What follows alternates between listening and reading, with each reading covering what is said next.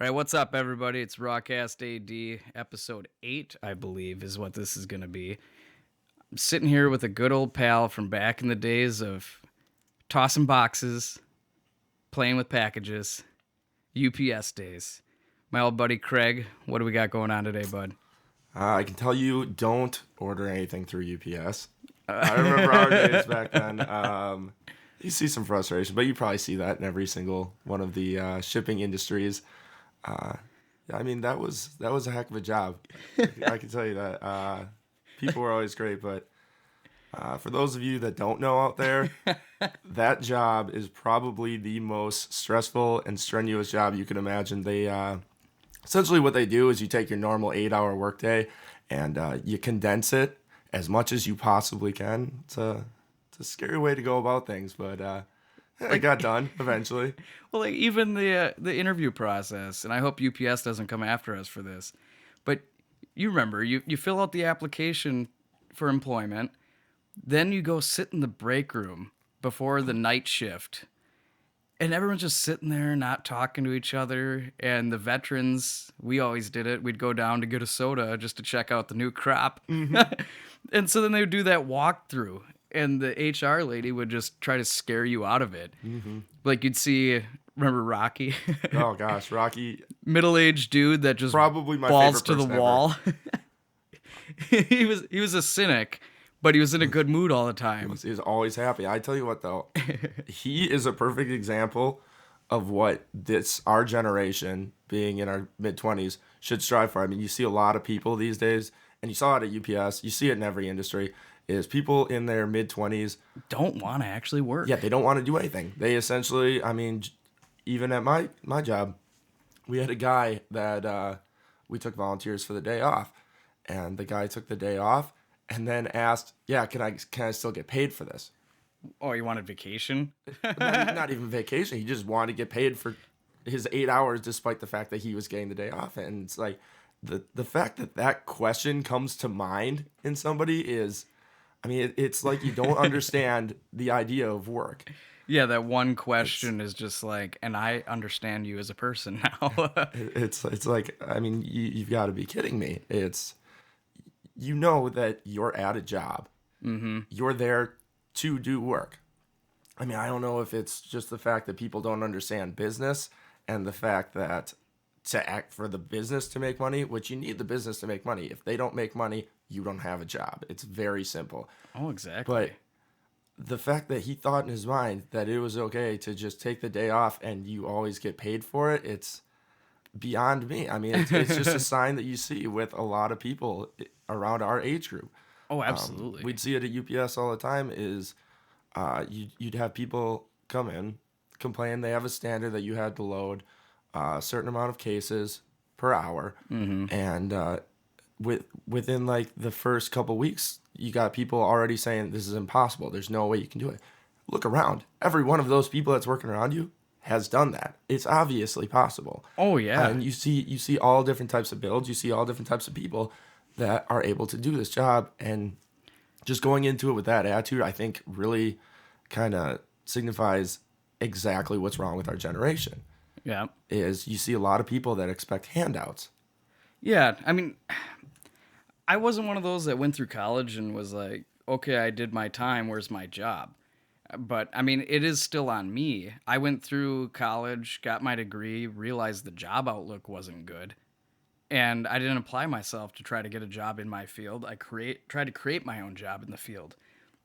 But I mean, yeah, UPS especially, that how many people, that turnover rate is insane because people come in and realize it's more work than they thought it would be. I And think one of like the main things I would have liked to see back when I was with them. Again, not to shoot down UPS, they offer a lot of great opportunities for you.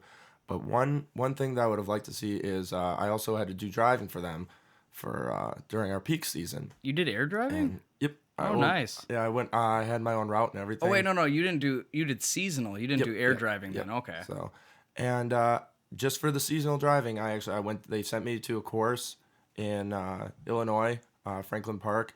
I passed Great, that up. great program. It was actually a really great program. They put you in a really nice hotel room. They pay for all of your food. They did a great job there. And they do an excellent job actually just going through and training you. Oh yeah. I can tell you right now, I'm a better driver when I'm out there daily driving because of that course. I mean, there's so many things that they teach you to be aware of on the road. One thing I would have liked to see is them to do something like that for management. Because as we both know, with the part-time management that they employ, sometimes you get people that just their mind isn't at the job. They don't have the necessary training. I mean, they may have been the best worker in the world, but if they aren't given the tools to do the job, it's the same thing as I'm not going to be able to assemble a piece of furniture if I have no tools. Yep. If I don't have instructions on how to actually do it. Oh yeah. And you see that a lot. And again, not to bash on UPS, you see it a lot with a lot of companies. I've had two, what you'd call first line management jobs, and both of them they trained me on how to perform the operations of the business, but they didn't cover anything to do with the management. Yeah. And so where I'm at now, I'm spending more time understanding the employees. So it may seem like I'm not being as productive, but I'm getting to know my staff so that I can manage them effectively and understand their strengths and weaknesses. And for example, one employee the other day got upset with me because I asked what they were doing, and apparently my tone wasn't right. So this person was just kind of rude back to me, so I ended up having to pull her aside, ask her what was going on. And she was still kind of pissy with me with the first few questions, and then it came out, she goes, "I'm not stupid." And I'm like, okay, so apparently when I asked what she was doing, it kind of hit close to home, like I was questioning her intelligence. And so I just gave a little spiel about I would never question your intelligence, merely what you are doing, so I know what task you are on, when it can be finished, and when I can expect you to move on to the next thing. And after that talk, we now have a better working relationship because I am still fairly new. And so I'm having to find my own path there because, everything I've seen as far, not that I have just this vast amount of experience, but they don't really touch on management. No. And I mean, especially like you said, the fact that you're actually going through and getting to know people, I personally believe that's the absolute best way. If I've seen it a lot of times in between UPS and Super Value, where I currently work, is you're gonna have so much You better. supply my store. I do. Not that I won't say where I work, but I mean, hopefully it's coming in good. We take a lot of pride in how we send out those trailers, and but yeah, you see it all the time. People aren't going to come to you with issues if they don't feel comfortable enough that they could talk to you outside of work. A lot of times, if there's something they don't understand, they're sitting back there thinking, I don't want to look dumb. I don't want him to think low of me, and things like that. And if you don't have that working relationship with someone and actually show that you care about them, they're not going to feel comfortable bringing that stuff up to you. I mean, absolutely. You see it all the time. And it really sucks. Yeah, you read that Huffington Post article about why employees leave their jobs. Oh, yeah. The majority of the time, it's the managers. Yep. And yeah, almost every manager I've had at the past few jobs I've had, not one of them had actually had legitimate management experience up until that position. And it made it difficult because then it boiled down to past experience and personality to determine whether or not they would be effective or efficient managers. And I strongly believe that. I mean, where I'm at, it's a smaller company. So in a given night, I'm managing maybe 4 people tops. But middle-sized companies, especially corporations, really should have management training courses. I'm a strong believer in that. Yeah, I was lucky enough with Super Valley. They sent me down to Illinois which seems to be a reoccurring thing. Every time I go to get training, I end up Why in does Illinois have such a bad reputation despite the fact that we're getting trained there? I don't know. It's kind of a scary thing. But no, we got sent down there, and I mean, it was my first actual week of employment through them, and I spent an entire week down there in one of Sioux Valley's largest DCs, and a lot. It was actually impressive how helpful a lot of the guys were down there. I mean, they were more than willing to go out of their way to really help us. I was expecting to go down there, and since they were in their day-to-day operations, to kind of just be us watching, and don't interrupt, don't Shadowing. yeah, Not even don't really break anything. shadowing because you'll be in the way. Yeah, But just paying and attention. standing off to the side essentially. And no, they did a really good job they fully helped us. They showed us every aspect of it. They had us doing some of the work ourselves on the computer systems, and even after that, I mean, they sent people up to Stevens Point to actually work with us.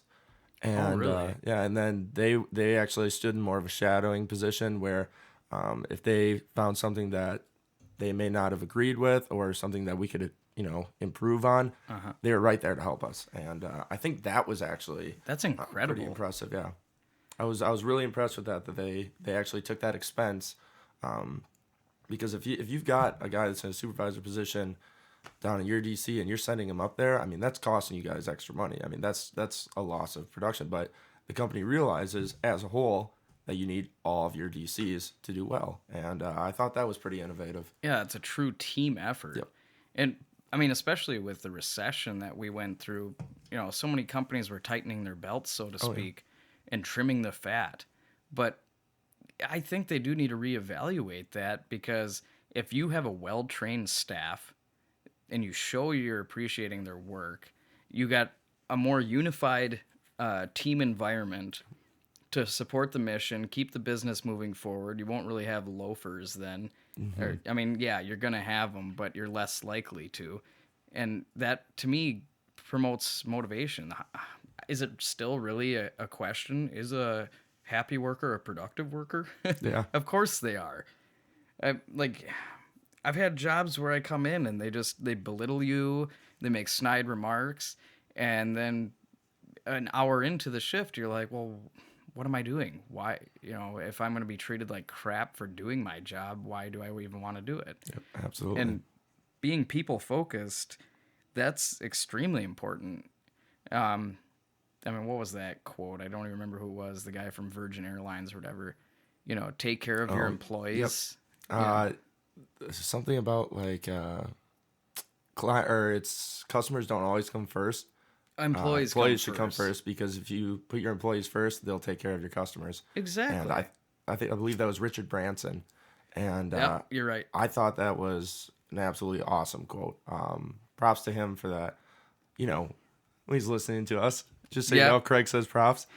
We wouldn't mind having some free first class tickets. I would love that. That would be great. We're going to Boise. But no, I think that really hits nail on the head. I mean, if you have employees that are not just willing because it's their job, but willing because they actually want to do it, they want to help out your customers, they take pride in their work, and they're rewarded for that, I mean, you're going to have a great business. Yeah. You're going to have an excellent business. You're going to have a great atmosphere. People are going to want to come to work. Even things, I mean, you'll reduce turnover. You'll reduce, I mean, how much money do you probably think is lost each year due to people calling in because they can't take it. They don't want to be at their job that day. It was hard for us too. Like we said, UPS, that turnover rate. I mean, it got to the point we had so many people coming through that door. I don't know if you were like me. I used to be incredible with names. If I met somebody for 2 minutes, I would remember their name 5 years from that point. And it got to the point at UPS where as soon as somebody was like, "Oh, hi, it was just beep. Like, well, we used to call people new hire for a whole month until they got their seniority. At least. Yeah. I remember one guy, Ben, there was like, dude was 3 months into employment with the company and he was still new hired. And it's tough. I think a lot of that, I don't want to put the blame on UPS. I think a lot of that is, I mean, the people you saw leave right away were people of our generation, Yeah, they were. and it, Well, it was odd to me that, you know, like I'm short and stocky, and a lot of people there were kind of tall and lanky or average builds. But the people that seemed to have the hardest time at that job were the athletes. oh yeah, Like football players, basketball players, except hockey players for some reason. Yeah, hockey players. Props to you guys. You guys did very well. I swear to God, at one point in time, half of our staff was hockey players. Yeah. But yeah, we had football players from the university come in, work 3 days. Say it was too tough. And it was too tough. Yeah. Like, you guys are supposed to be like doing cardio, lifting weights, and you can't manage that job. Yeah, it was pretty shocking, and I think that's one of those things where those kids are more coddled. Probably. I mean, don't get me wrong. I couldn't go into a football training camp and do it. Oh, I mean, exactly. I would be probably throwing up after the warm up. Yeah, I'm not knocking the athletes by any means. It's just odd to me that the people who are supposed to, like, they were more physically fit Yep. than a lot of us. I mean, a lot of us were chewing and smoking and, like, Yep. coming into work hungover. Yep. And it was like, we were fine. We I can mean- still do the job, get the job done. We did have a couple horror stories. Like, you and I were pretty much teammates in our work area, and we got shit done. Yeah, Like, absolutely. we rocked it. But you then, guys doing the job of 3 people. oh, Not to talk ourselves up, but easily. we were the best. I don't remember correctly probably, but I think you and I were part of the reason that eventually that department, I would call it, ended up running on like 2.5 people Yeah. in a given shift. Because it's like, oh shit, look how much they're getting done. Let's just go ahead and give them to the green. But It's a mess back there. Throw more people over there. They'll be fine. after you left, you became a supervisor, and some of my backups, like the people that were supposed to replace you, just got awful. They would sit down in a trailer and do next to nothing until they were absolutely needed. And then there was a diabetic kid. Remember Sugar? Oh, I remember Sugar. Just the best nickname and worst nickname you could ever have from. He embraced it fully. I think he may have given himself that nickname. And I think it was the ostrich man, Dave Welch. it might have been. The only diabetic kid we worked with, and he got the nickname Sugar. I think we're just kind of jerks for that. But I remember when I found out that I was going to be a dad, like we ended up going out drinking, and the plan was to have 1-2 beers maybe. And Yep. this was like 5 or 6 o'clock at night in Wausau that Sugar and I went to Malarkey's, and before we know it, like 3 drinks in, we're like, well, let's head to Point, where we met up with our then supervisor, Yep. John. And before I know it, John's saying, oh, we got to get going to work. We need to get ready. What? Okay. End up going over to his apartment where he's going to change his shirt or whatever. And before I know it, we're doing more inebriating. And so, like, Sugar and I pulled up like 10, 15 minutes late, pulled into the back of the yard where you're not supposed to park, stumbled in. Yep. And I thought we were going to get fired because I remember Sugar ended up going to the hospital that Yes, night. he did. Yes, he. I got up. I remember we bought him a candy bar because we thought for some reason that would help. There were 2 different times that Sugar and I did this, by the way. We definitely are in no way doctors, so we had no idea that the candy bar would work. It just seemed like a great idea at the time. It's like, oh. I remember another supervisor getting pissed when they found out that we were messed up. Yeah. And this particular supervisor said, you get him down to the break room, you get him a candy bar. If anything happens to him tonight, you're both fucking fired. Yeah. And so we start walking down like all serious, like, dude, we're gonna get in trouble. We're gonna get in trouble. And out of nowhere, like, oh, we're in good moods again. Yeah, ha ha ha. Go turn into the break room, and there's one of those tours that we were talking about. Yep. So we stumble into the break room, just completely annihilated. And there's a whole room full of people sitting there quietly staring at us. I just turned around. I'm like, you don't get your candy bar. Don't die. It was definitely a good thing that they didn't work you guys that night. 'Cause that'd have been a little rough. Well, then the first time we did it, we did have a sober driver, and the only sober person in our little group that attended the festivities earlier that day was the only one to take the night off. And so they left like 2 or 3 drunk people there. Oh, geez. Sorry, UPS. Confessions of a former UPSer. At least we still know how to handle your package. Yeah. But yeah, I don't condone any of that. We got lucky. Could have cost a job. Because UPS, I'm going to talk some props for a minute. Especially the fact that they were partnered with the Teamsters, which, I mean, I got my own gripes there, here and there. But, I mean, I was at UPS for just over 5 years. If I had stayed, I'd be a full-time driver right now, more than likely. I did get pension. So if I make it to retirement age, I know that UPS is going to have checks coming my way. I own stock, and their healthcare benefits were incredible. Yep. The health insurance they really was did take awesome. care of people. I mean, yes, it was a part-time job. Yes, it was. It wasn't, excellent pay, and It was actually pretty damn good pay for what it was. For part-time. That job alone made it a little difficult to survive on, but I do remember the Teamsters were surprised to find that I had a second job. And for those that don't know, with a UPS job, if you're not full-time, it's mandatory part-time, guaranteed only 3.5 hours a night, at least at our facility. I know Louisville at the airport, it would take them 1 hour to get from the parking lot through security out on the tarmac where they did their work, and they were only guaranteed 2 hours of work. So a 2-hour shift took them 4 hours to be able to actually work. Yeah.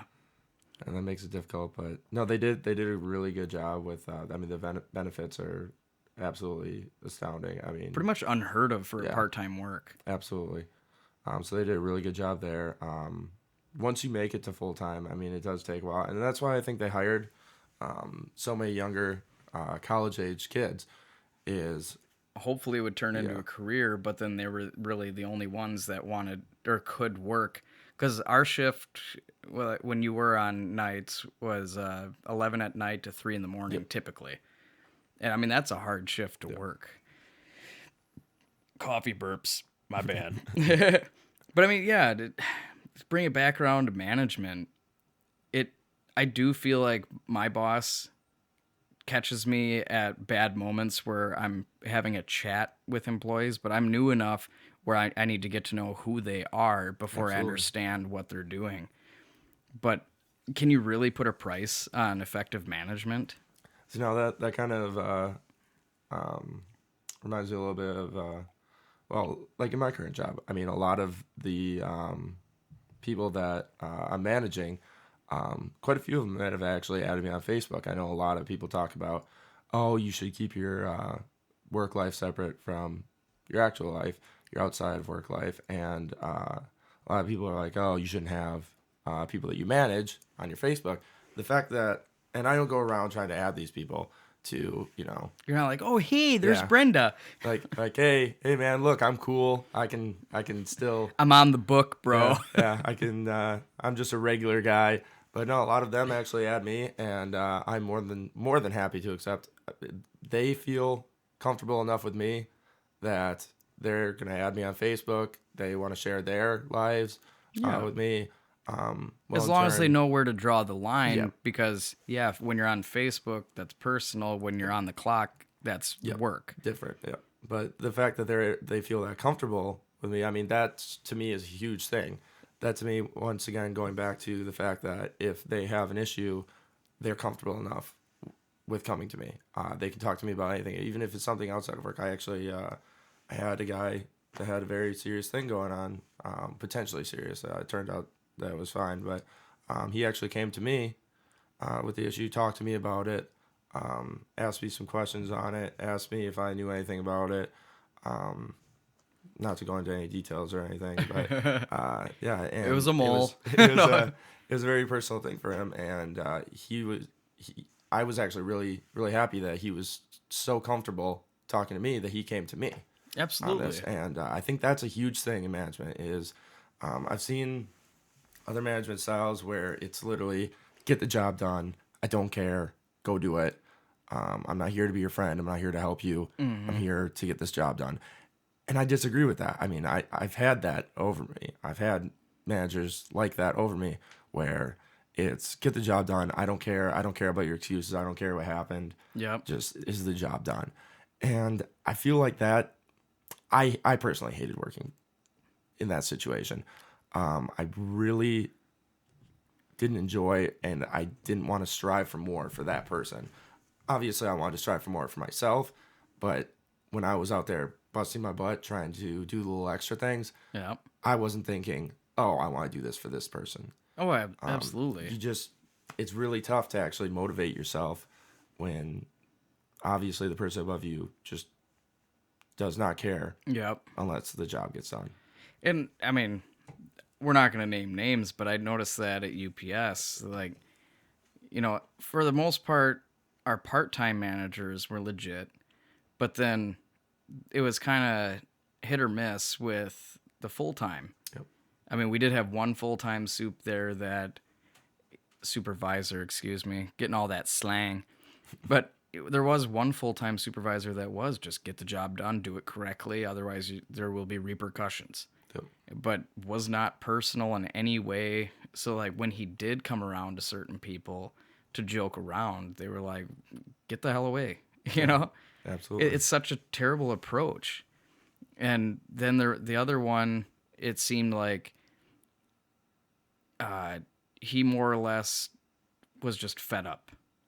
He was tired of dealing with the crap, so he did everything he could just to keep corporate off his back. Yep. And that was the end of it, which was odd for us because we ended up kind of on an island. UPS was going through and doing, they were like kind of reworking the management system.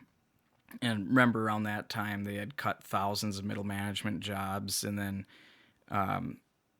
before you knew it, we had a new division manager. And a year or two later, they tried to have a new division manager. But for like the last year to year and a half that I was there, we didn't know who we answered to. Yep.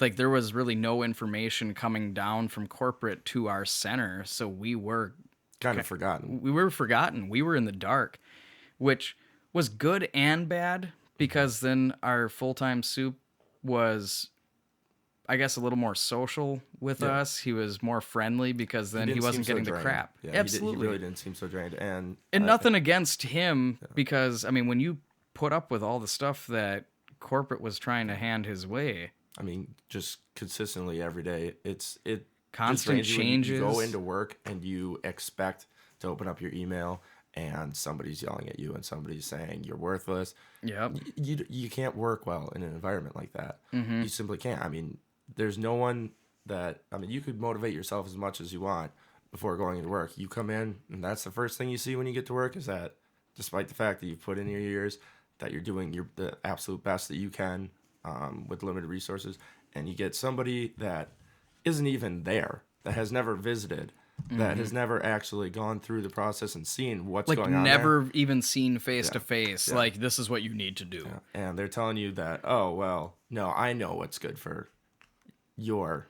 This spreadsheet tells me everything I need to know. Yeah. And that's something you see a lot, and it really sucks because I know my personal goal is I want to be in a position where I'm that person that's above that can help someone out, but I would like to be more involved in the process. I actually want to be there. I want to see what's going on. I want to know what I want to physically see what I can do to help. Yep. Not I'm going to look at numbers. I'm going to look at profit margins. I'm going to look at how much money you're making me, and I'm going to base it all off that. Yep.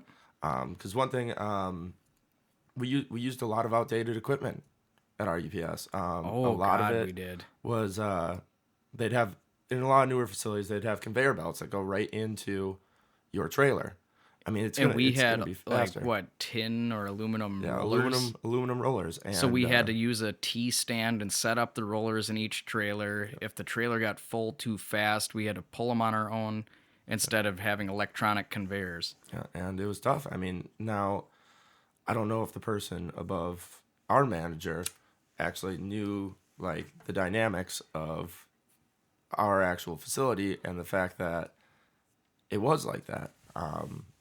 But yeah, I mean, it's gonna take longer. It's gonna be tougher. And I remember, and I'll Our probably never forget production this. requirements were going up too. Yeah, higher than some of these places with electronic conveyors. Well, they started rerouting things so that we were guaranteed like an extra 2 trailers out of Milwaukee almost every night. We were guaranteed 1 to 2 extra trailers out of Chicago almost every night.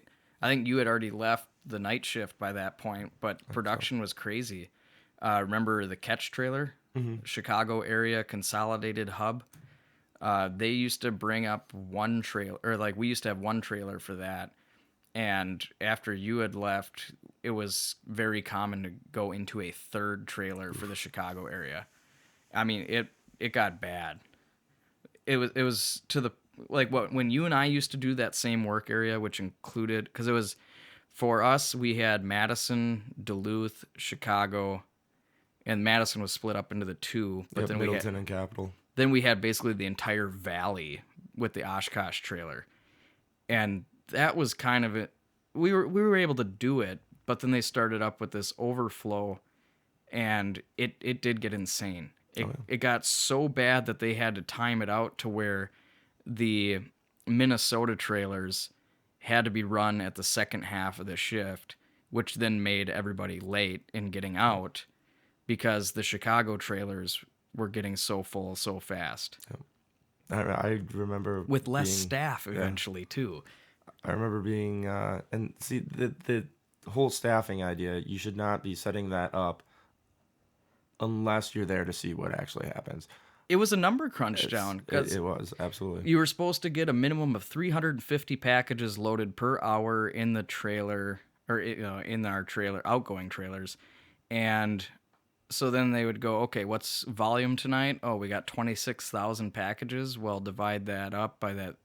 You do the math on it. This is how many employees we need. Yep. Well, that never worked. You'd have people that were getting 500 an hour. Then you had people that were getting like 220 an hour. Yeah. It never worked out. It was frustrating. It was definitely frustrating. Management by numbers. Yeah. Where you and I are more people oriented when it comes to that. And when you and I first started talking about your job, your current job, I was impressed to hear that. Like we need more managers like that out in the world because Huffington Post wouldn't write an article about how lots of people, was it like 82%? It was like an outrageous number quit their jobs because of their managers. And I know what you're saying as far as I've had managers that didn't care as long as the job got done. Managers that didn't care as long as the job got done, twice as fast as they wanted it done. Yep. And then on the opposite end of the spectrum, I had bosses that would send out company emails being like, who wants to go get a drink after work? Yeah. And to me, that's not very good either because then you get chummy. And I mean, there were times where I got to hear stuff that really should not have hit my ears. Mm-hmm. And that was for a particular job where even though I wasn't a manager, I was in a position where I had to assist something like 2 or 3 different departments. And I got it's not that I got so good at it. I had such a decent approach where I treated everyone with respect. I was more than happy to help them out because if I helped them out, it could prevent a problem later, which would be just completely exacerbated. And I did have moments like that where somebody made a small mistake and it snowballed. So a week later when it hit my desk, it was nuclear. Mm-hmm. Nuclear. But, I mean, that job ended up overwhelming me because even though I wasn't a manager, I already had 8 hours worth of duties to take care of per day. But then when I'm getting constant phone calls and requests for more and more assistance as things got more complicated and we got bigger, I just couldn't handle it anymore. Because you go ahead and take care of 100 problems and then things don't work out as smoothly on the 101st problem. and then management's talking to you about how that should have been handled differently. And I'm like, where were you for the past $300,000 that I earned the company, you know? Yeah, absolutely. And you don't see enough of recognition. Basically, it's I've never a been at a blind job where eye. they had employee of the month. Yeah, we do that over at Superval. We have a department of the week, department of the month. We're Yeah, see, looking to institute. department, that's Yeah, awesome. because then you're as a team. Because then you don't have Joe looking at Bob saying, well, Bob milks the clock. How'd he get employee of the month? Whereas department of the week, that encourages the teamwork, gets that cohesion going on. And You just blew my mind with how awesome that is. I was actually surprised. I mean, I really wasn't too sure on it. Were people really going to care? Were people really going to strive to hit that? And it's actually impressive. Every department that I've seen takes a lot of pride when they've won it. They were happy about it. I mean, they were excited. They were cheering. It's like football teams Yeah, with the it axe. was essentially like a football team after winning a game. I mean, they were really excited, and I thought that was really innovative, and I thought that was really cool. And it's another way to show recognition. Whereas in a lot of places, you see where they turn a blind eye to you when you do all this great stuff. I mean, I can tell you from a past experience, a guy I worked with, we had a production number, and when he was supervising it, the line at the time, he had hit production for, God, 5 months in a row, and it's not an easy thing to do by any means. And he really worked his butt off, and he really put a lot towards it. And one day, he didn't hit it because of an extenuating circumstance that was completely beyond his control, and he didn't make his production numbers. Well, there hadn't been anyone that had hit 5 months in a row. I mean, that was very rare. And the next day, his boss comes down and says, "What the hell happened?" Yeah. And when you get something like that, it's so demoralizing. You took so much pride in your work. You did so well for such a long time without even hearing a thank you. And one time something goes wrong that's beyond your control, and now you're the worst employee It's more that's of ever been there. an interrogation than it is a discussion. Yeah. And That makes it tough. it was unbelievable. I mean, it happened to me a few times where something went wrong beyond my control. I did everything I could to fix it. In my mind, I had fixed it the correct way. I had done the correct service to our customer, and I did the best, as I believe, the best job I possibly could have. Mm-hmm. And my boss didn't look at it like that. He looked at it as just straight, what happened? It's your fault. Doesn't matter who screwed it up. It's your fault. Yeah. You're the worst. You suck. What's wrong with you? Without even coming to me and be like, okay, what happened? I mean, Well, it's tough too because you never know if it's middle management that's just catching it and coming down, or if the higher ups are looking at it and saying, "What the hell?" And I mean, I did have a situation, and I'll admit it. I worked at Furniture and Appliance Mart. I ended up being the service router, and they treated me right. I mean, I busted my butt, got things done, and so I think it was something like within 6 months or something like that, because I was only there 9 months. In 6 months, I went from part-time, making the entry-level wage, and just exploded. Ended up making, I think it was close to $5 an hour more in 6 months than when I had started, and then I was full-time. And so I got into what I would call a preferred position, where a company of 400 people, I was the one person to perform my responsibilities. So if I didn't get it done, it didn't get done. It hit me hard.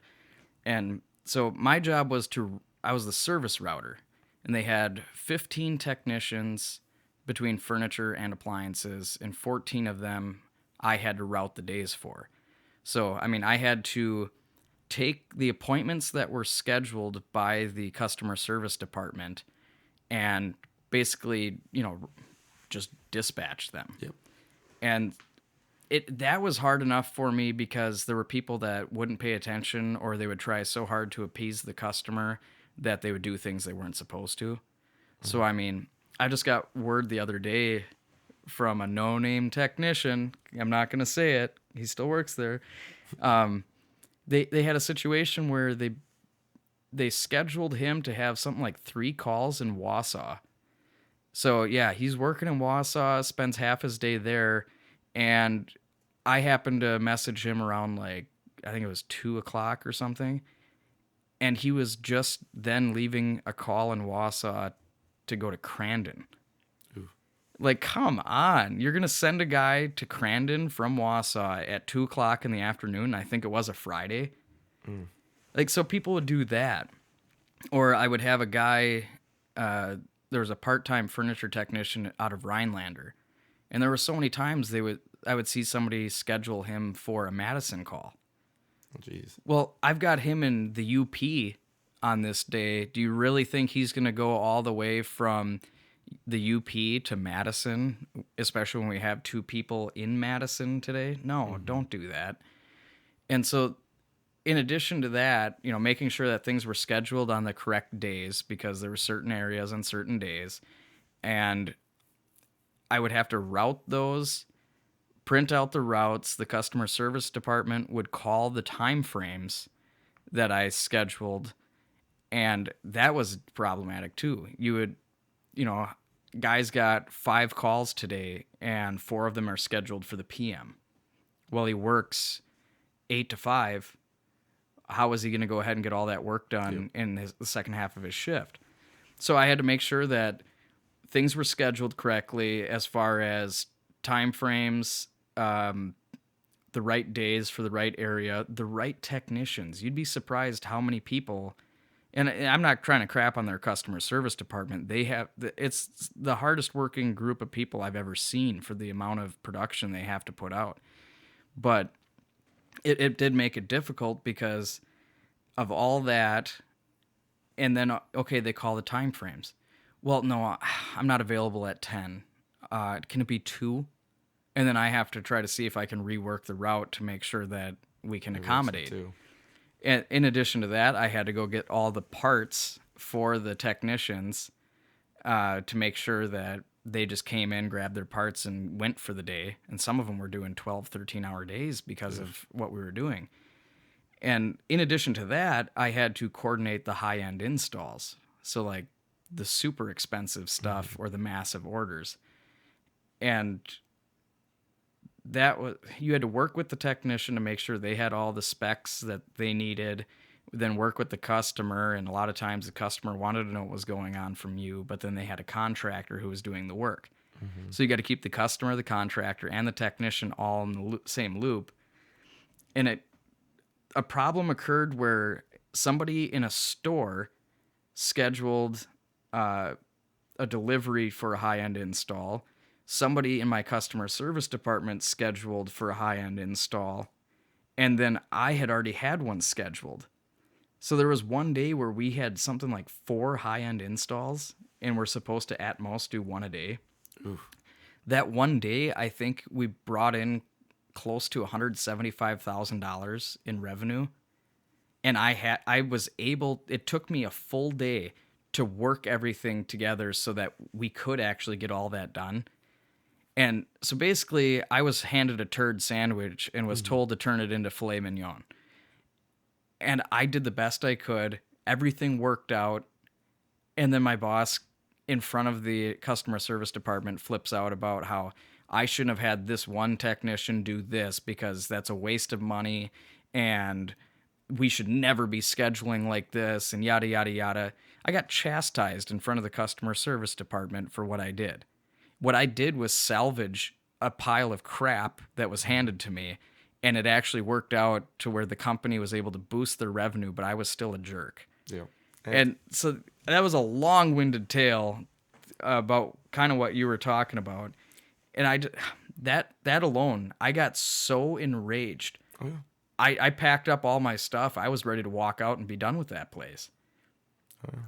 No, it's kind of like if you come home from work and you notice your mailbox is knocked over, you can go beat the shit out of your neighbor. Exactly. Because you're just gonna be like, I don't know what happened, but that fucker over there lives really close. My mailbox is over. I'm gonna go kick his ass.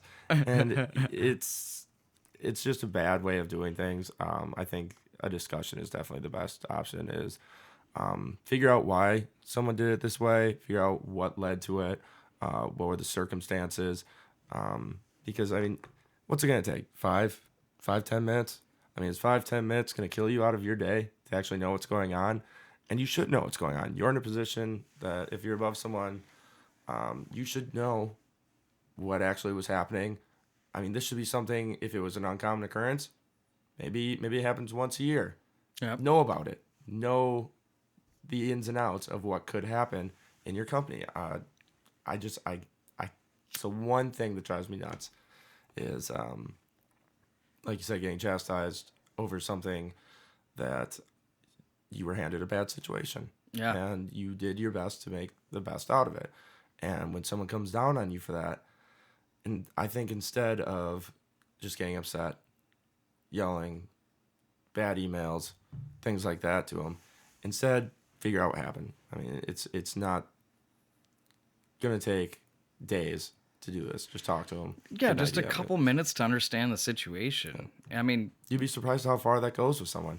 Yeah, you create a positive link rather than putting up a barrier. Yep. And I don't know. Do you think maybe managers need to like take a brief psychology course? I probably wouldn't hurt. Yeah, and I mean that's something I had to learn very quickly with this newer job, because I'll admit my last management job, I managed one part-time person, and because they were part-time, they were almost never there.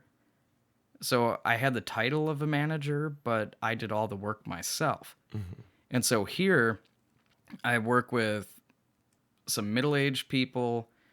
It's mostly high school students for my staff, and then there's a couple college kids. And getting to know each person individually as far as capabilities, that's interesting, because I can determine my production based upon who's working. And I mean, yeah, you don't belittle. There's always going to be the weakest link, but you can't look at it in comparison. You look at it, this is this person, this is what they're capable of, this is where they struggle a little bit, so they're going to need a little help. Rather than complain and be like, come on, why can't you just get it done? Mm-hmm. I lend a hand more so to the people that need it, and in the hopes that they'll catch on. You lead by example. Absolutely. If you come in as an ornery prick, you're not going to get the results you want. That just drives people out. But so it is really cool. Like, so you've developed pretty good relationships, enough that people are comfortable and add you on Facebook. Yeah. The only thing that you got to be wary of is favoritism. You always have to avoid favoritism. I've seen favoritism in the workplace a lot, and it spreads like a cancer. And I mean, the animosity you want to towards avoid that completely. Yeah, the animosity towards that, when you start seeing favoritism in the workplace, see it all the time, is that is the one thing that will drive people nuts. Mm-hmm. And I mean, every single day they'll come into work hating it, because they know that no matter what they're given someone's given an unfair advantage over it. And a perfect example is one of my friends got hired to work with me, and we have two different departments that I mostly manage, and it's a dairy cooler and a freezer. And obviously the freezer is much colder, it runs at -10. And, people are thinking, and you're provided clothes and all the stuff you could need for being there. Honestly, please tell me you get a red union suit. I wish, with a butt flap. But we actually, the clothes are warm enough to the point that most people end up taking them off because of how warm they get. But, well, I suppose you're working. Yep. You're not just standing in the cold. Yep. Definitely working, keeping moving. But a lot of people assumed right away, probably due to past experiences of having this same situation, so a lot of people assumed right away, like, oh, he's just going to end up in dairy cooler because that's one of his friends. So he's my friend outside of work. Mm-hmm. At work, it's strictly business. It has to. You go where it absolutely has to be. You go where you're needed. You have to do the job that you're needed for. And I put him in the freezer for, boy, it was probably 3 months before I ever took him out of the freezer. Mm-hmm. Because I wanted him to know, it's like, yeah, you're my friend outside of work. But here, it's different. It's, I need you to be doing your job. I need you to be successful. And I thought that was a good approach because he is my friend. I want him to be successful. I want to put him into an environment where he knows that he's going to have to work hard. Yeah. He's not skating by on this. Exactly. And I think that was actually probably the best. A lot of people complain about going in the freezer, but I think it's the best opportunity for him is because it will drive them to work harder. Yeah. And as we go by production. Earn the right or privilege, not there are no rights as far as that goes. And we go by production. So, I mean, a lot of these guys that were complaining about it, now they're doing pretty well now that we're in production. They're happy about it. I have people that thank me for putting them into that situation because they're like, you know what, I'm a better worker right now because of it. Well, kind of like UPS, how we we're not there. Like UPS, I mean, by the time we left, we were considered pullers, which those were the people that pulled the packages off the conveyor belts and put them into the trucks. And almost everybody started out as a loader. Yep. So they had earned the right. Yeah, you earn the right to get that preferred position. I think that was a really good thing that they did. I mean, it really, not only from a company standpoint where then you get it built character. Yeah, it built character, and you built people with a lot of strengths. We exceeded production expectations on a daily basis. I remember we used to back in the day. We'd race. Another thing, another thing as far as production goes, is we'd see who could do the best job, and like we weren't getting paid extra. No, I mean we got our standard rate, but I think that's something you don't see enough in our generation. Hitting on that again is I remember when I first started there was a lot of people there that took a lot of pride in their work.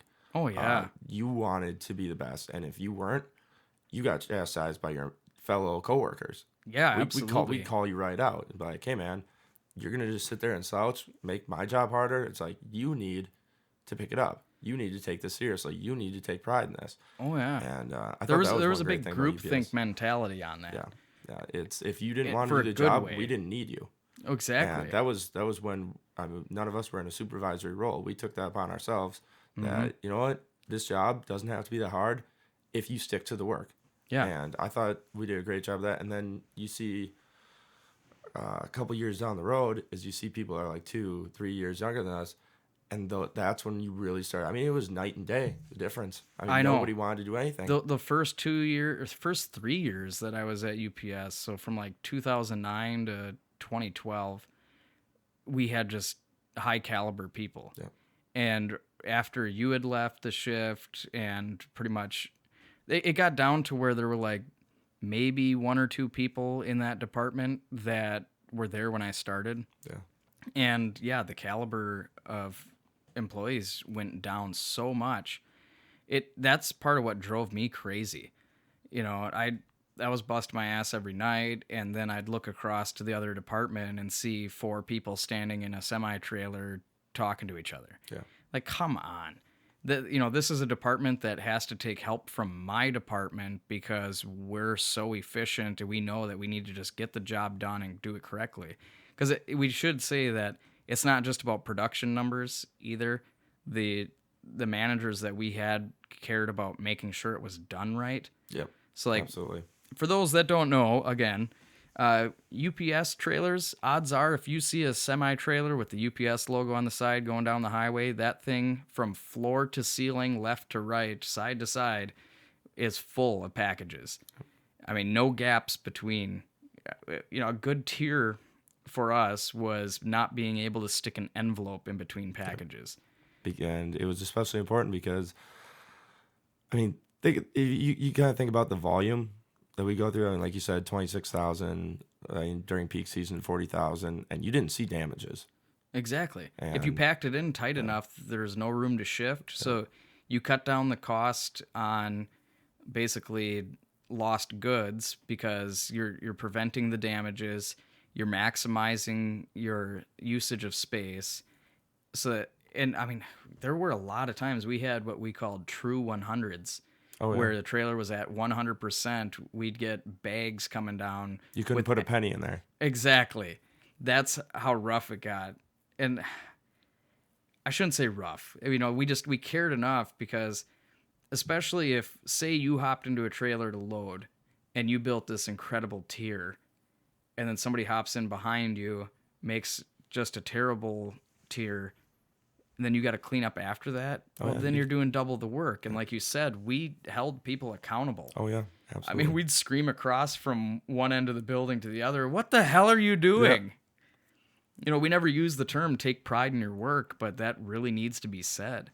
A lot of the college kids now, You don't see them taking any pride. And then another terrible thing is you see a lot of them too, where and thankfully most of my group of friends, I don't see this, but you see a lot of people that feel so entitled that they essentially they get out of college and they're like, well, where's my money? yep, Where's my retirement? Where's this? Where's my handouts? And I mean, the generation, I shouldn't say generation, I'd probably say my graduating class, my friends, the people that I usually associate with, you don't see that. But you see it in this younger generation where it's, okay, where's my stuff? Where's this? I shouldn't have to go out and look for it. I shouldn't have to go out and work for this. it's what you make it yeah. on everything. Even if with college, Yeah. you don't just go to classes and expect to get a job out of that. It's what you put into it. These people that, for example, one of the girls that works on my staff, she's gone back to college. This is a girl where she had this high school job, stuck almost every penny into savings so that she could afford college. Not that she could, but in order to make up the gap, she really busted her butt on scholarship applications. So she's not going out partying. She's not going out blowing her money. I mean, this is like the ideal, perfect individual. Like, just looking at her resume now as a 19-year-old college student, she might be a president of a company or even our country someday. Like, that's how impressive this girl is. So she was able to come up with 80% of her college tuition at a private school Wow. through scholarships, and was able to cut checks for the other 20 because of what she had saved up. And so she understands it's hard work. She's going into a field where she knows it's going to be hard work, but it can pay off. There's multiple avenues she can take afterwards. But that's the thing. When she basically said to me, there are multiple avenues I can take as far as finding a job, that sentence alone was great to me. I don't know how many people I've heard just be like, "Oh, well, you know, I'm going to school for natural resources. You know, there's good jobs there." Well, have you done your homework? What's the job outlook over the next 15 to 20 years? Are you going to enjoy it? Are you going to enjoy it? And I've talked about, we're getting too much on college, but I've talked about this with a couple people, one on the podcast for sure. But I lost my train of thought too. But it's frustrating to me. We're like, I love my family. They supported me and kind of pushed me to go to school. But I really think that high school students should take 1 to 2 years off between school and college. My freshman year, I was a mess. Me too. I can tell you that. I didn't take it seriously. I was like, not at oh, all. this is high school on steroids. Like, no, it's not. No one's going to call my parents and rat me out for not going to class. I'm not going to class today. Yeah, oh, you skipped this class and you feel okay because you got a C+ for the semester? Well, that C+ is going to lower your GPA, and guess what? Odds are you paid close to $3,000 for that C+. That's one thing I hate about student loans is you don't physically see what you're doing as far as losing money until you have to start paying them back. And it's like, if people knew how much they were going to have to spend on this, you'd see a lot more kids in class. You'd see full classrooms. Oh, absolutely, especially They with were saddled with this debt right away. I don't know if you had any student loans, but I took out half of my cost of college tuition in loans through myself and family. I just noticed my wall looks bubbly over there. I'm going to have to check that out when we're done recording. So, I mean, that equates to roughly $20,000 in student loans. And then I was in grad school for a little while, which adds like another $9,000. I didn't finish grad school because it got too demanding between full-time job, kids, and all that. But so now I'm sitting at right about $30,000 in student loans, and they just had the rates go up. Yeah. The interest rates went up again. Like it's, I do agree. If people looked at what the current interest rates are and actually did the math and looked at the projections of how long it's going to take to pay it off and how much you're going to spend, so that $30,000 tuition rates or $30,000 in tuition is going to end up costing me at least 40,000, if not more, because I don't have the numbers in front of me and I'm bad at math. But it is frustrating because then again, you have these people, like, how many kids did you see going to college that had like brand new Mustangs? Oh, yeah. And those are the people that they do tend to skate by. I'm not trying to overgeneralize, but I've seen a lot of those where, oh yeah, my dad bought me a new car, yada yada yada. Like, so you go to school full time, you skip a few classes, you don't have a job because you don't need one. Then there's people like me where I worked full time for 1 year in college while going to school full time. Put in everything I could to make sure I got all the homework done and got good grades.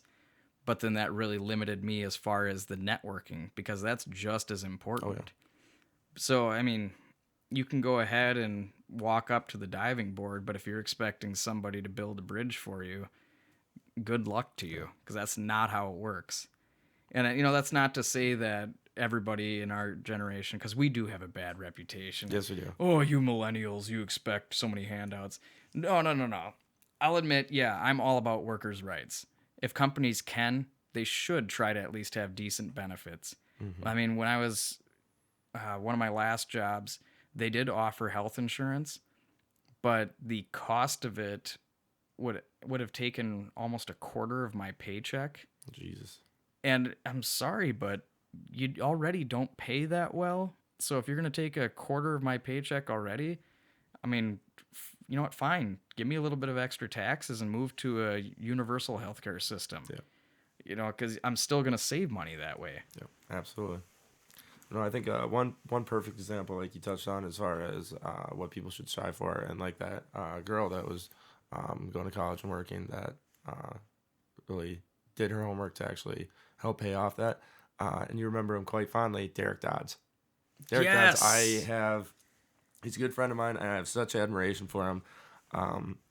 When he decided to go to school, and there's one of the cool took things. that time off too. Yeah, this is one of the cool things that UPS offered is for part-time management, they will pay, I believe it's $2,500 a semester for your schooling. So he became a part-time supervisor at UPS.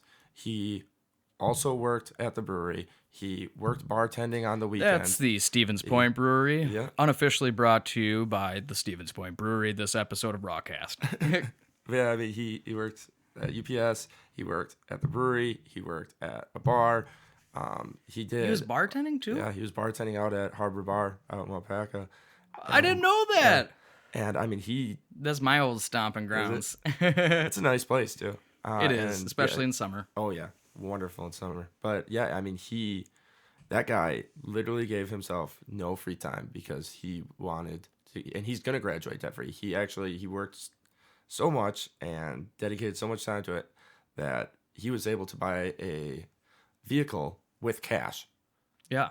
With cash, while going to school, with no debt, with nothing. He stayed at his parents' house to save money as well, which a lot of people are like, oh, I mean, how much is that really going to save me? You add up The cost of living. $250, $300 a month, And that's just, rent. rent. And it's huge. And props to him. I mean, that guy knew what he wanted to do. He wanted to go through he wanted to do animation. Yep. So he graduated online for an online animation school. He graduated just recently with 2 degrees. Did he really? yeah. Double major? Yeah. I've been out of touch with Derek. We did speak briefly about a week ago. But, I mean, I didn't know about him working at Harbor. Oh, yeah. I didn't know he double majored. I just know that guy like, Dodds, I love you. Like, you could tell he came off kind of defeated at work, but it was because he was exhausted. Oh yeah. The guy he was burning the candle at both ends, and I mean, that is somebody that I have absolute respect for. Or even like, we didn't get permission to use his name, but I don't know if it was during your time at UPS. There was somebody that was working a full-time job, working at UPS, had just graduated college, and saved literally everything he could. I think he had to have been working close to 16 hours a day. Oof. And that's insane to me. But before you knew it, the guy was going on a cruise with his fiance. Yeah. He bought himself not necessarily a brand new car, but it was a lot newer. Paid cash for it and paid off his student loans. I remember when he'd come into work and he just looked like he was going to die. I mean, you know who I'm talking about? Absolutely. He was so tired when he'd be in there. And like, this guy was so exhausted. There were nights where he would offer everybody that was ahead of him in line as far as seniority $30. Oh yeah. I think he ended up paying out like $60 one night just to be able to have the night off to go home and sleep. Yeah. That's outrageous. It is, but I mean, the guy was in a position where he didn't have kids. He did everything he could to take care of it. So like Dodds and this other guy we're talking about, that's huge. Yeah. All the respect in the world to you guys. And it'd be nice to see a little bit more of that. I mean, when you see stuff like that, it's really hard to take someone seriously. I do think it's expecting a little bit too much. Well, yeah. But they chose to do it, and it's going to benefit them. Oh yeah. They're going to look back and be like, in my early 20s, grindstoning, taking care of business, and by the time these guys are 30, if they have kids and everything, they're going to basically have a clean slate, if not a fat savings account. Yep. And good for them. It's tough taking people seriously when they can't do the 8 hours, or they can't do this, or it's been a long day, 4 hours into their shift, and you start hearing it's been a long day. I was like, if you could just spend one day in one of these other guys' shoes, yeah, going through what they do. I mean, even my position, I hear it all the time, and people like to joke. They're like, oh well, you don't do anything. You're a supervisor. You don't have to do anything. Yeah. I can tell you, there was a time where I was working at my current job and UPS, and there were weeks where I was working 90 hours a week. I had no social life. I worked every single day. I didn't do anything but go to work, eat, sleep. Work, eat, sleep. And that went on for if you could get sleep. Yeah. And that went on for about a month and a half. And it's really tough, I think, especially as a supervisor, to not kind of let your feelings show. When people come up to you and they're like, oh, I've already worked like 30 hours this week. This is horrible. And it's Friday. And it's like, yeah, I've tripled that. You can't go out and say that to them, but you have to find a way to motivate them. But yeah, it's just really tough hearing that. Mm-hmm. It's like, well, yeah, it's okay. You may be tired, but I mean, this is for you. I understand that. I mean, to each their own, but you don't want to hear complainers. Yeah.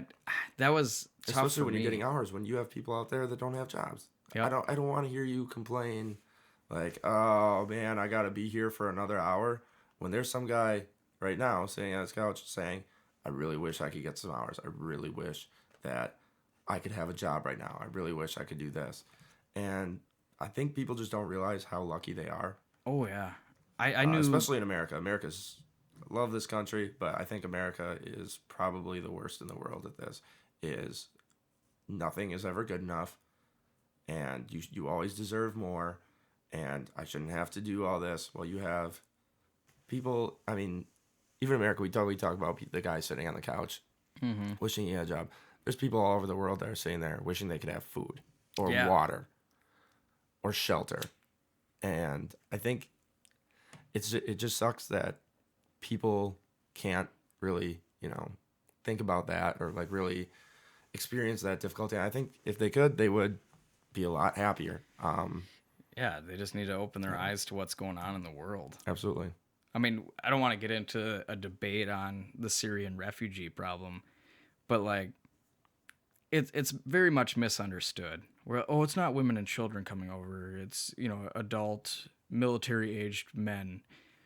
23% of the people are adult males, where the rest of them are women and children. And people can. My viewpoint on it is it's so easy to be like, well, Muslims, terrorists, can't be in America. Close the borders. Yeah. Take a look, go online, look at videos of what's going on in Syria on the streets. Could you imagine right here, downtown Stevens Point, you're having a beer at the cabin or something, and then there's explosions and gunfire going on right outside the door? Yeah. I mean, that's what it essentially comes down to. A bunch of different sides of the argument literally fighting it out in the streets. People are being displaced. It's so easy to go ahead and throw out a blanket response to we can't let them in this country. I think one terrible thing is social media that's done a lot of damage to that is people don't filter the bullshit. They look for things that kind of affirm or give affirmation to their opinions. And a lot of people's, opinions are based upon literally seeing a picture on Facebook. It doesn't have to be true. I've seen plenty of examples of, politics. You see it all the time. I've shared misquotes. Luckily, Cindy, I don't know if you listen to this. One of my friend's moms actually messaged me after I made a political post one day. It was a Snopes article. Well, I didn't do any fact checking on this particular post. And she goes, well, I know this is unlike you, but I just wanted to let you know that that's not true. Well, instead of getting up in arms or arguing about it or anything, I felt a little ashamed because I know better. I thanked her for correcting me, and then I made a post about how the information had been skewed and twisted a little bit because I would like to see more truth out there. Oh, yeah. Bitter truth is always better than a sweet lie. Yes. And so, if I see something that's founded in logic that tells me how it really is and I didn't quite believe it before, the truth will sway my mind. And with a lot of things you can overgeneralize. Like I've listened to Rush Limbaugh and other Republican pundits that just say that I don't understand this part of the argument where they go ahead and say the people our age expect things on a silver platter. We want our entitlements. But then I saw another article where they said that people our age, for some reason, admire suffering. Where, like we were talking about with Dodds and this other guy, where they were just, even when you were doing 90 hours a week, people look at that and go, wow, that dude's doing work, son. We're going to go ahead and get trash talk for that? Well, those are opposite ends of the argument then, in my opinion. If we're expecting entitlements, so we're lazy as a generation, but then we're going to go ahead and admire those people that are putting their nose to the grindstone and earning it the hard way, and that's bad too. How do we ever come out with respect? Yeah. Not saying give us respect, because each person is their own individual self. But it does get frustrating when we're damned if we do, we're damned if we don't. And so, right now I'm not totally working my ass off. I work full time at a grocery store. But, it's not as difficult as things have been in the past as far as me putting in the time. Because I did. There were times where I was working 70 hours a week to try to keep food on the table. It makes it tough with low wages, definitely, because it's hard to find a job that pays well, and there's more people than there are higher paying jobs. Yeah, absolutely. But then everybody wants that higher paying job. But like what I said with Furniture and Appliance Mart, I got in there, learned the process, did my best to improve the process and keep that production going so that, in my opinion, I earned my way up from part-time entry level. But you do create enemies. And it's funny because the ones who end up getting envious of what you have look at it as what you have. So like I'm sure there were people at UPS that saw that brand new Pontiac that our friend bought with cash, and probably thought, well, what the fuck, how does he rate? People do that, but I do try to encourage everybody to take a step back and reevaluate the situation. You don't know your situation or that person's situation.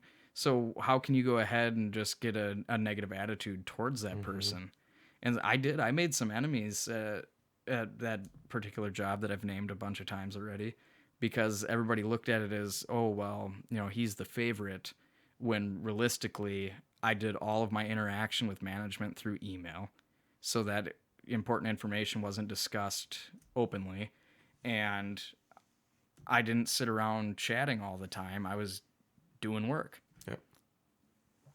I did it. It got to the point where upper management didn't know what my position was. So, like, in addition, like, out of all the duties that I told you I had to take care of, I also had to try to keep spreadsheets of certain tasks that I performed in order for them to determine what my job all entailed so they could write a job description, basically, and how long each task should take. And when I got into that job, it was in shambles. Like, there was no process. It was kind of like a free-for-all, felt like the Wild West kind of thing where you turn to one corner of the office and get shot in the back from the other corner. Yeah. And it was so stressful. I dreaded going in, but it took me probably a good 6 weeks of playing the system a little bit, and not playing it as like, oh yeah, this is advantageous to me, but trying to figure it out so that I could have a set schedule, a set process, so that, and that was hard in itself. You develop a new process in an ever-changing environment, you're going to have to constantly remind people of what's going on and why they need to do it a certain way. And so I did. In many people's eyes, I turned into an asshole, but I did a lot of good for the company. Yep. And if more people would take a step back and realize that a lot goes on behind the scenes and they don't understand what exactly it is, that's the same situation as trying to have a better approach to management. Ask a question, have a conversation, discuss what's going on so you can better understand. Enlighten yourself. Do your research, your homework, learn, don't assume. And I think one big thing is, and you see it in management and you see it in politics, you see it with basically every company I've been a part of, is a lot of time people aren't informed. Exactly. People are informed and it's not their fault.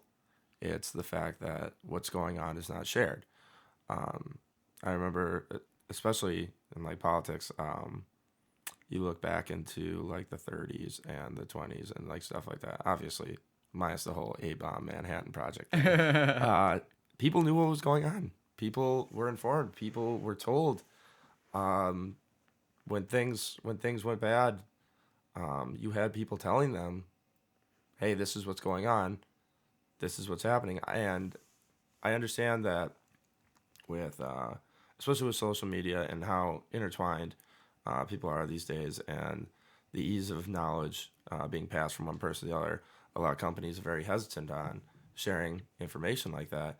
But I mean, if something's going on, your people should know, whether it be the vice president to a mid-level manager to the janitor. The flow of communication. Everyone should know. Everyone, if it affects their job in any way, they should know. If there is a change at all, they should know. Exactly. Especially because, I mean, if you're a company, say, that was having, financial trouble, if you let people know, more times than not, they're going to do their best. Yeah. To help out. If you keep them out of the loop, they end up feeling like outsiders. Yep, absolutely. And then that just creates more dissent. Yeah, and then it just makes a bigger disconnect. Yep. And I was that, when I was running Flying Fan Management, I was straight up with pretty much everything. I mean, a lot of it was on a need-to-know basis. You don't have to tell everybody Yeah. Today, the CEO of our company had tea. I lost like one of my socks yesterday. I think the dryer ate it. Like, obviously, you the don't sad want to thing do is I was oversharing. wearing both of them when I walked past. You don't want to do like oversharing, but now I know what you're getting at is, I mean, if it directly relates to someone, if it affects them and affects their life, they should know. Absolutely. It it's just a matter of respect, and then that helps with retention. And I mean, when I was in grad school, I was pursuing human resources management, and I didn't even get really into the meat, like meat and potatoes of the field, but that was just so interesting to me because yeah, you expect school, and I'm not gonna discount the technical colleges or vocational schools or anything like that because that stuff is important too. The blue collar class, that's huge. We still depend on the blue collar type.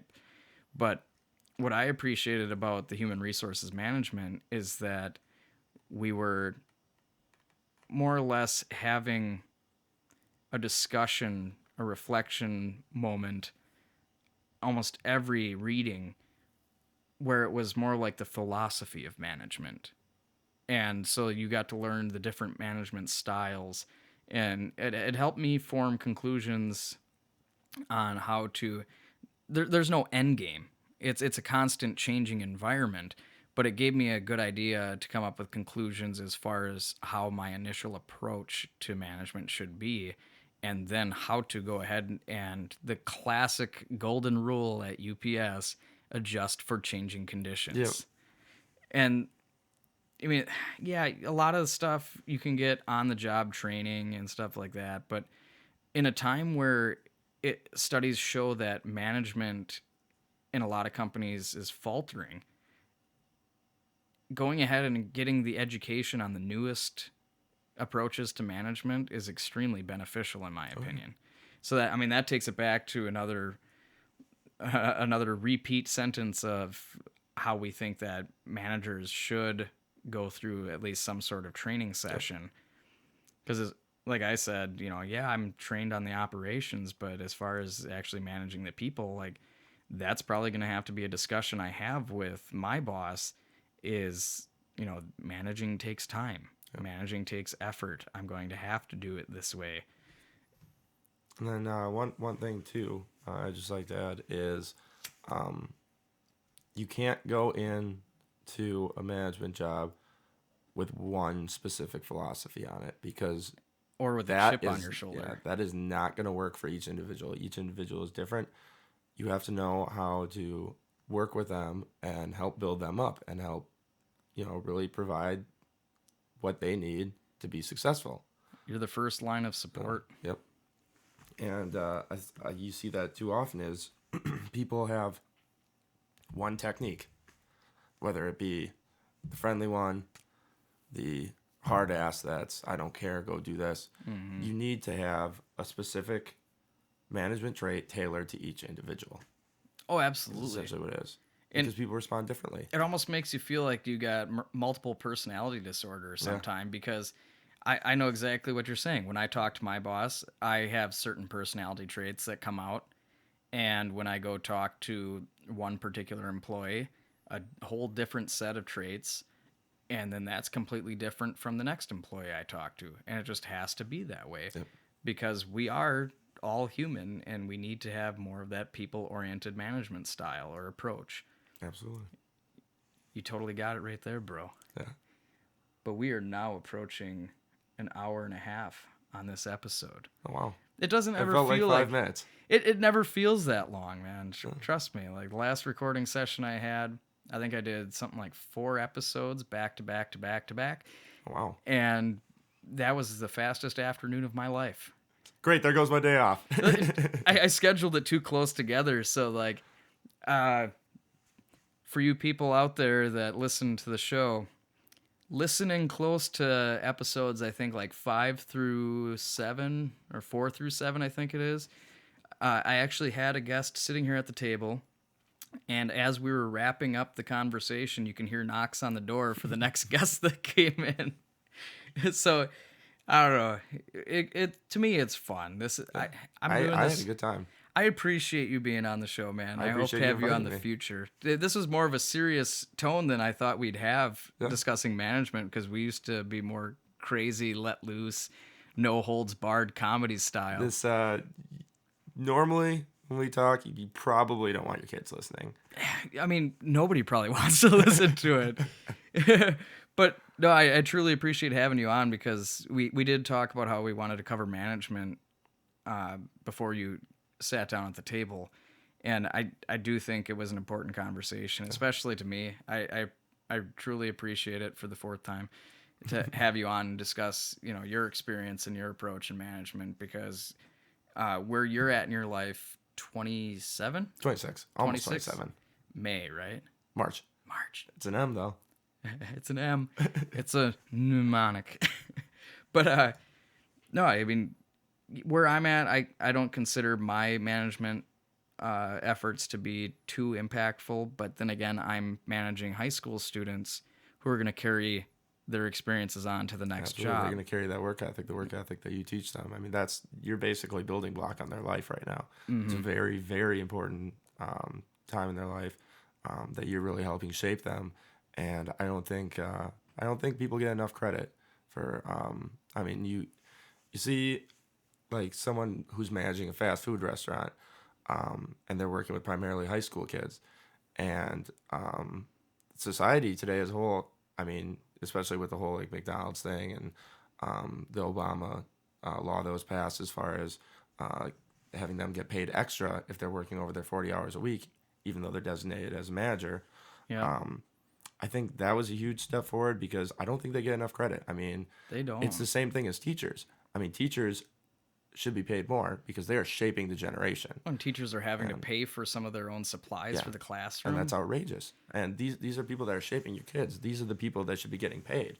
I mean, they are determining the future. And it's the same thing at a place like a McDonald's. If you're managing a McDonald's or you're managing a Burger King or a Subway, is primarily your workers are high school age. Yep. You're teaching them work ethic. You're teaching them how to do stuff the right way.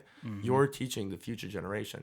So one thing, I mean, as a society, I don't think that we give enough credit to people in these positions. They're shaping our future. Yep. That kid that's flipping burgers at Burger King down the street, you know what? One day, maybe he's going to be a congressman. Yeah. And that's all determined by the work ethic that is shaped for him, and as well as the teachers that are out there pushing him towards success. And I don't think you get enough credit in this country for jobs like that. So I'm actually pretty envious of the fact that you get to work with high school kids and college kids because you have that opportunity to kind of shape their lives. Luckily, I've developed the patience to be able to do it. Yep. Because, 2 years ago, if I had this job, I would probably be a jerk. But now I'm at a point in my life, like, yeah, I'm 26 as well, 27 in April. So I'm like that buffer between the owner of the establishment and these high school kids. I remember what it was like. But the fact is, they have to do the job, and you want them to do it right because then you don't have to do it again. I mean, that's more of like the selfish end of the spectrum as far as looking at it, but it is. If you teach them, basically, what I encourage people to do, if you're a manager, I mean, teachers already do it and don't get enough respect, but on a daily basis, remember that even the smallest decision can have an impact on these younger employees. And so on a daily basis, promote good ethical standards and provide moral grounds for these kids because who knows where they'll end up. Like I said, I doubt she'll want to go this route, but that girl I talked about that really worked her butt off and got great grades and was smart with her money and all that, who knows? She could be president of the United States one day if she so chooses to go that route. And yeah, it's not going to be a bragging point, and I didn't really teach her anything because she already knew what was up and was a great employee and a great person. But she kind of set the tone. She raised the bar as far as what should or can be expected. And I'm not expecting every employee to live up to her standards, but I do have to try to shape these kids, and because they're going to be our leaders of tomorrow. So we do have to do our job. And yeah, it's mostly going to be a thankless job, but I would rather have a better tomorrow when I'm retired and see these people be the leaders of the country than do the bare minimum and just do what it takes to get my paycheck. And so the involvement, everything we've discussed as far as management approach is extremely beneficial and impacts many lives, and we don't even know the true depths of it. But to wrap it up, another session of Rawcast AD with my buddy Craig, manager at Super Value. Yep. And former colleague at UPS. I hope to have you back in the future, man. I really do appreciate it. I had a good time. He still has his pants on this time, though. So he didn't have too good of a time. I don't understand the button. Can't get it. I've got Velcro. I've been wearing these pants for weeks. I can't get them off. It's really warm when I'm sleeping. I can't keep cutting them off. It's too expensive. But so with another session of Rawcast AD, this is Craig and Doug signing off. Have a good day, folks. Have a good one.